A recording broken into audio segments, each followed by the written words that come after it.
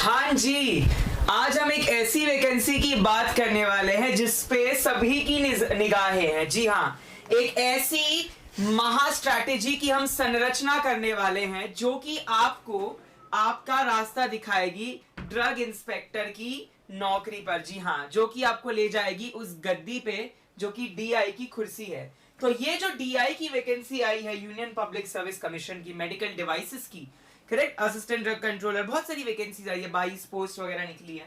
तो अब सर इसमें हम पढ़े क्या क्या, क्योंकि ये अगर आप पिछले साल का सिलेबस देखें, जब पिछली बार वैकेंसी निकली थी मेडिकल डिवाइस की, उसमें engineering, mathematics, planning, project management and execution, correct, current affairs जिसमें सोशल, इकोनॉमिक और इंडस्ट्रियल, इन एस्पेक्ट्स पे क्वेश्चन आए थे। Biopolymers, biomaterial and biomedical engineering, कि भैया अगर मेडिकल डिवाइस बन रही है तो कौन से पॉलीमर्स है, बायोडिग्रेडेबल, नॉन बायोडिग्रेडेबल। क्योंकि जब आप बात करते हैं बायोमेडिकल डिवाइसेस की या मेडिकल डिवाइसेस की, दे आर थेरेग्नोस्टिक, प्रोग्नोस्टिक, डायग्नोस्टिक, है ना, ट्रीटमेंट के लिए, बहुत सारे अलग अलग कॉजेस के लिए, कुछ अब ट्रैकिंग के लिए यूज करते हैं, ऑर्थोपेडिक्स, प्रोस्थेटिक्स, बहुत अलग अलग टाइप्स के मेडिकल डिवाइस होते हैं, उनके अलग अलग इम्प्लांट्स या मटेरियल्स होते हैं, अलग अलग पॉलीमर्स जिससे भी बनते हैं। कोई काइटोसन बेस्ड होती है, कोई non biodegradable polymer based, erodable polymer based. तो अगर हम बात करें, आपको सबसे पहले तो डेफिनेशन मालूम होनी चाहिए, what is a medical device, any instrument, any technique, any particular process in which is used to treat, diagnose and prevent any particular disease.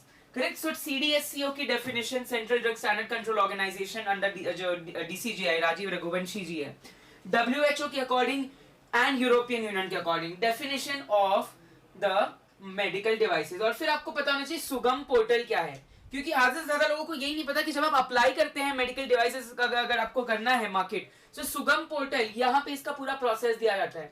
Portal का नाम मत भूलिएगा, सुगम पोर्टल। अब अगर मैं बात करूं कि सर मटेरियल्स बताइए, तो स्ट्रक्चर जो है वो माइक्रो स्ट्रक्चर, नैनो स्ट्रक्चर दोनों हो सकते हैं। और प्रॉपर्टीज, अलग अलग मेडिकल डिवाइसेस अलग अलग प्रिंसिपल्स पे डिपेंड होती है, जैसे physical, chemical, electrical, optical, kinetic, vibrational, mechanical. तो कौन सी मेडिकल डिवाइस का क्या प्रिंसिपल है, एक बार ये जरूर पढ़ के चलिएगा।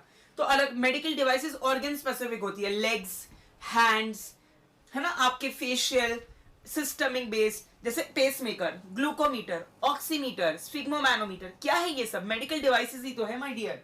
कुछ आपके अंदर इम्प्लांट्स होते हैं, ये भी मेडिकल डिवाइस है। Everything which is externally useful as an instrument and is useful for particular disease treatment, diagnostic, prognosis purpose is a medical device. Correct? So ये हमको मालूम होना चाहिए। देन सबसे इंपॉर्टेंट जो आता है बायोमेडिकल डिवाइसेस या मेडिकल डिवाइसेस का classification my dear. Medical devices को क्लासिफाई किया है class A, B, C and D. Class A जो है उसमें सबसे लो रिस्क की मेडिकल डिवाइसेस आ जाएगी, जैसे अल्कोहल स्वैब्स। लोगों को लगता है स्वैब्स सर ये तो वो पोंछने की चीज होती है, क्या ये एक मेडिकल डिवाइस हो सकती है? बिल्कुल, ये एक मेडिकल डिवाइस है। क्लास बी में आपकी एकदम लो मॉडरेट रिस्क में, जिसमें आपका थर्मोमीटर आ जाएगा, बीपी मॉनिटरिंग डिवाइसेस आ जाएगी। क्लास 3 में थोड़ी सी रिस्क है, थोड़े से ऐसे डिवाइसेस जिसमें हेमोडायलिसिस, कैथेटर, कैन्यूला आपका आ जाएगा, इम्प्लांट्स। क्लास डी में आपका हार्ट वॉल्व्स, अलग अलग वॉल्व्स होते हैं, अलग अलग मटेरियल्स के वॉल्व होते हैं। एंड देन आपके एंजियोग्राफिक गाइड वायर्स, जो कि क्रिटिकल, बहुत ज्यादा क्रिटिकल है, एक्सट्रीमली हाई रिस्क। तो आप देख सकते हैं यहाँ पे ये मेडिकल डिवाइसेस का पिरामिड है, पिरामिड ऑफ मेडिकल डिवाइस। कैसे आपका क्लास 1 जो लोएस्ट रिस्क है, क्लास 2 ये बीपी, थर्मोमीटर वगैरह, class 3, class 2A, 2B and 3, इस तरीके से रिस्क बेस्ड भी मेडिकल डिवाइसेस को क्लासिफाई किया है। अगर आप यूरोपियन यूनियन का देखेंगे ना, तो यूरोपियन यूनियन का जो क्लासिफिकेशन है वो अलग है मेडिकल डिवाइसेस का, ठीक है, वो उसमें क्लास 1, 2, A, B वैसे आते हैं। अब 3 टर्म्स है जो फार्माकोविजिलेंस प्रोग्राम ऑफ इंडिया कहता है। क्या है वो 3 terms? Haemovigilance, materiovigilance, pharmacovigilance. Pharmacovigilance is a program related to drug safety. Hemovigilance is a program related to safety of blood and blood related products like plasma, freeze dried blood, blood components. And Materiovigilance is a program for the safety of medical devices, MVPI, Materiovigilance Program of India, जो कि safety of medical devices के लिए होता है। जी हाँ, तो ये आपको मालूम होने चाहिए अलग अलग प्रोग्राम्स और उनके यूजेस, जैसे फार्माकोविजिलेंस, मटीरियोविजिलेंस एंड, और ये सारी ऐसी चीजें जो आपको कहीं मिलेगी नहीं। सीडीएससीओ की एक वेबसाइट है, वहां जाके आपने इनके बारे में देखना है। और सीडिस्कॉम ये एक अलग वेबसाइट है जो मेडिकल डिवाइस, सीडीएससीओ पे ड्रग की भी है और मेडिकल डिवाइसेस भी है।